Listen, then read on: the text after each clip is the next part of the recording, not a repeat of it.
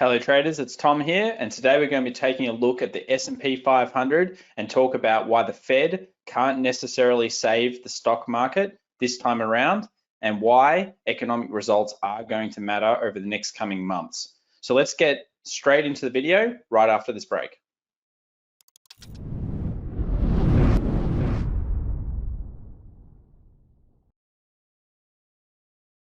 Okay, so here we have the S&P 500, and I think everybody's pretty aware that it's had a miraculous recovery over the last couple of days, if not weeks, since the first of the Federal Reserve's quantitative easing measures was put in place. And then, of course, we've seen another one announced last Thursday, just before the long weekend, off the back of those pretty bad unemployment claims out of the US.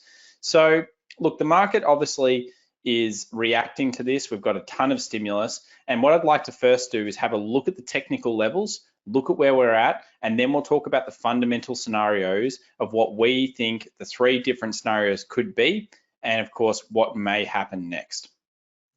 So here we've got the S&P 500, and I'm just going to draw a Fibonacci level right here. And the reason I want to do that is because I want to highlight a zone, and that zone's pretty much just above or around where we're at right now.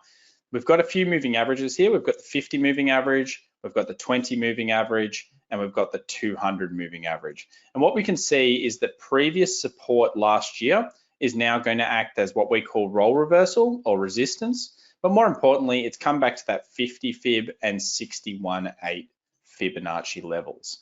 Now, let's jump into another chart, and I've already got this one prepared. And I wanted to, I guess we always want to look at the past to see how markets react in the past and how generally things happen. So here we've got the GFC, and we can see here the high of the GFC, the low. I've drawn a Fibonacci over the first pullback, and you notice that it goes past, just past that 50 level again, the 50 fib, almost hits the 61.8, but it hits that 50 fib and then starts to potentially come off. So if we go back into the other chart again, we think about where we're at right now. We're between the 50 and the 61.8, and many people are starting to lose their bear bias on the market. And this is what the market likes to do. Wall Street is very cunning and very good at trapping people into the concept that everything's great and everything's recovered and there's nothing to see here. And obviously there's no economic damage being done by this current pandemic. But it's important to note that when we see this kind of thing, we need to look at the history, we need to look at previous times and say, well, what happened then? Could this potentially happen again? So we've got that between the 50 and the 61.8. That's one thing that we're seeing there.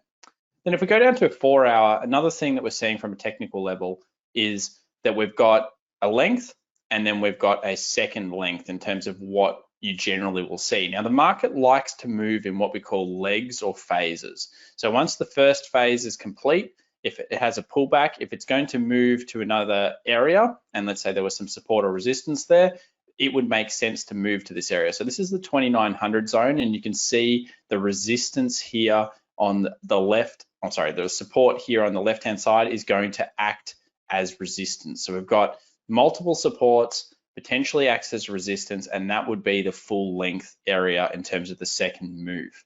Now, does this make sense? Well, it would certainly be convincing a lot of people that the bearish market is over and the bulls have returned. But as we're about to find out when we look at three different scenarios for what might happen, that could be potentially further from the truth. I mean, I probably have more of a bearish stance on what's happening right now in the markets.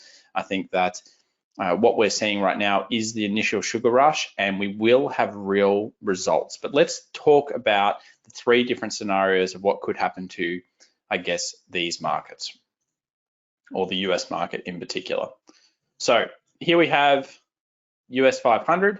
We can see here that it's at that between the 50 and the 61.8, as we said. And let's talk about the first scenario. So the first scenario is a lot of people, and even in Australia here, the government's basically said that we might partially reopen in May. So let's consider that we've got a huge amount of stimulus coming into the market. So this is our huge amount of stimulus, and that's being injected into effectively this market here. If we have a huge amount of stimulus, and what we see is that we see everyone go back to work, businesses start to pick up, consumer confidence starts to increase, people start spending, then what we might see is that this stimulus package is, let's call it like this, the upwards pressure of the stimulus package being so large is bigger than the downwards pressure of the actual damage that was done during this time. So let's consider this arrow is bigger than this arrow. And in that case, what's going to happen is we've got so much leftover stimulus as it comes into the economy that it actually basically creates what we call a V-shaped recovery. And you can see here the shape of a V. So this does sometimes happen. You can see in previous crashes that the V-shaped recovery does often happen out of a bit of fear and then it comes back. But this time may be very different. It's very unlikely that we're going to see just businesses randomly pick up, people getting their jobs back, everyone getting their jobs back and nothing, and we move on. This is a virus that usually, in terms of what most people are expecting, will stay around. We also have what's called the second wave. What if we have a second contagion wave? If that happens, maybe the market isn't pricing that in. So that's the V-shaped scenario where the stimulus is so large that effectively it outweighs the economic damage and we see a massive recovery to highs and probably even higher highs because there's so much extra money for these companies to effectively take on. And there will be some bankruptcies, but in this case, most of the companies survive. So that's scenario one. Scenario two is more of what we call the U-shaped recovery, where we see this initial sugar rush followed by a slower kind of increase over time back to previous highs, but it's going to take a longer period. And we might even see a bit of a decline before that. So let's consider the U-shape is where it goes like this, comes back, and then slowly increases back to previous highs, and then of course makes new highs.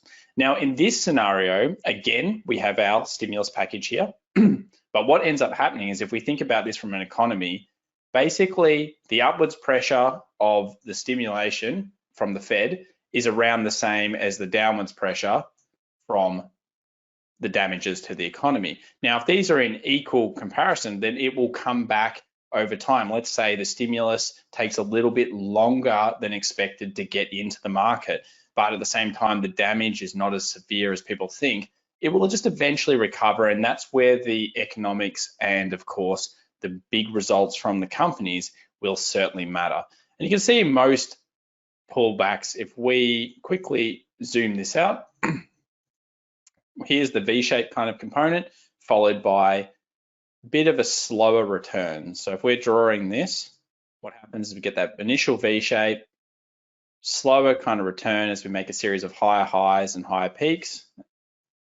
And then, of course, it moves on to new highs. That's generally what you'll see. This is more of a U-shape where, again, we see kind of that slower return after the initial recoveries.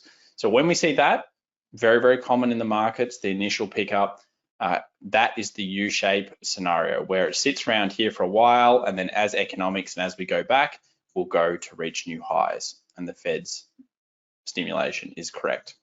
Now, the third scenario, and probably the more likely scenario, if you just go outside and have a look at your even street or your most, kind of your shopping strip, is that businesses are most likely going to go bankrupt. Many businesses, including restaurants and those types of things, aren't going to do well, and they may not be able to get the Fed stimulation. So while the Fed is trying to create, this stimulation package over here, what is happening is the counteracting damage from this virus is going to be so huge that even the Fed stimulation cannot be as big as the damage that is done. And even the IMF came out today and they said that we're going to need post the virus outbreak stimulation into the economy. So everyone's pretty worried about this kind of concept. And this is where effectively, if you've got a circle and you think of this as the economy, so we'll call that the economy, what will happen is while the Fed's injecting into the economy, certain sections are going to receive it. So all the ones up here are going to be like, yep, we get the money, thank you, and they're going to receive it. And that's going to be like the large companies. That's going to be the big cap companies, the companies that have, let's say, thousands, hundreds of employees. They're going to potentially receive the money into the economy from the Fed. But what happens to the smaller businesses? And In Australia, very much like America, there's many small business owners that might only employ 10 people, 15 people, but there's thousands of them.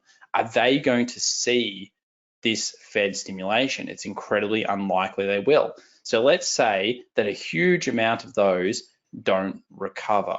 I think I read a Harvard study recently, and that basically said that I think around 47% of businesses out of a recession take around 3 years to get back to their normal earnings. Okay, so let's consider that 3 years. Something like 20% don't survive at all, and the rest of them, and I think it's only about 17% recover. So we've got very small numbers in terms of what happens. We have a huge amount of businesses that are just not statistically likely to come back very quickly. So all of these ones, there's stimulations coming in, but they're not recovering. And that's what we saw a little bit in the GFC. We saw small businesses really suffer and many bankruptcies. And that, of course, led to the financial crisis as well. We said so many businesses, so much debt, so much problems in terms of people not being able to pay it back. And the Fed came in and saved at least large companies in that case. So large companies are probably going to be fine long term, but it's a very high chance that the small businesses are not going to do so well. And I think this chart that I'm about to bring up probably presents a very good case for why there's going to be a struggle in the US economy. This is just a chart of relative growth after tax and transfer incomes, or we'll just call it tax in the US, in terms of population. So if we have a look at the percentages, now it's no one's under any illusion that, of course, the top 0.01 and top 1% own most of the money in America. It's been a known fact for a long time. But I think what's more concerning is when we look at the growth of the lower 50% and between the 50 and 90% in terms of wage growth. When we consider the costs that are in America, just for living, the rent costs, we also consider the medical costs, which right now Americans have to pay a huge amount for medical costs. And we consider all of those kind of inflationary things where maybe foods cost more, all these types of things. These guys down here have not seen incredible wage growth like maybe, or increased in income growth like these top end guys. They're going to be fine. Nothing wrong with them. But these are the backbone of America. These are the people that go out and buy new televisions. These are the people that go out and spend in the economy. This is the majority of Americans. And I think what we're going to see is a huge disparity coming out of this between people that had a couple of $100s in their bank accounts and they were living in that low 50% and barely struggling to survive and just kind of eking it through. How are they going to get back into the economy? They might have been working in a restaurant. Well, as we saw, if they're in one of those restaurants that only has 10 or 15 employees, they've got a very high chance of not recovering from this, even with the small business loans and everything that's gone out into the economy. And many of them are going to fall off. So I think that scenario 3 is incredibly likely in terms of, unfortunately, there is a lagging effect, and it's very unlikely that you can stop an economy, go back, and everyone feels great about it. There is going to be a lack of confidence. People are, or businesses are going to start to see, well, hang on, we didn't need some of the employees that we had here. We did fine without them, or we had them working at home. Let's not maybe have as bigger office space. All these things need to be considered, and this is the unknown. I think this is what the market is not currently looking at. When we look at the market and the recovery, yes, trillions of dollars have been pumped in, but does that trillions of dollars being pumped in counteract the economic damage that is actually being done over the long term? I think everyone agrees that we're potentially going into a recession, or we all already are in a recession. And when you consider this drop off, and then you think, well, we're basically where we were in 2019 in August, does that make long-term sense? And I think many people will agree it probably doesn't make long-term sense. So since we've seen that second leg, we're seeing that kind of 2900 zone being very, very key for this market, maybe even where it is right now. But I think scenario 3 makes the most sense, and it's going to be so difficult to just say, yes, everything's back to normal, because I don't believe, and I don't think the market believes, that there's going to be Yeah, well, the market isn't believing that there's going to be a second wave. That's something I definitely believe in. There is going to be a second wave. They are going to have to kind of jutter open things and close them. Certain things like music festivals may not be run. So all these things need to be considered. The market is definitely just considering the sugar rush right now. And I think scenario 1 and 2 are less likely. So testing new lows or testing at least the low makes sense. When we go back and we have a look at that GFC, we can see the first time it picked up and then the second pullback. If we look at the current S&P and we think about where it went, it makes so much sense that it picked up off this 2200 level. That makes a ton of sense.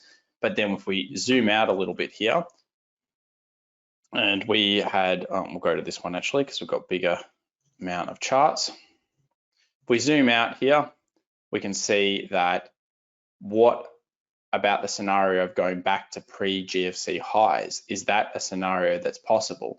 How many points does that come off? Generally speaking, a recession will create 40 to 50% decline in a market.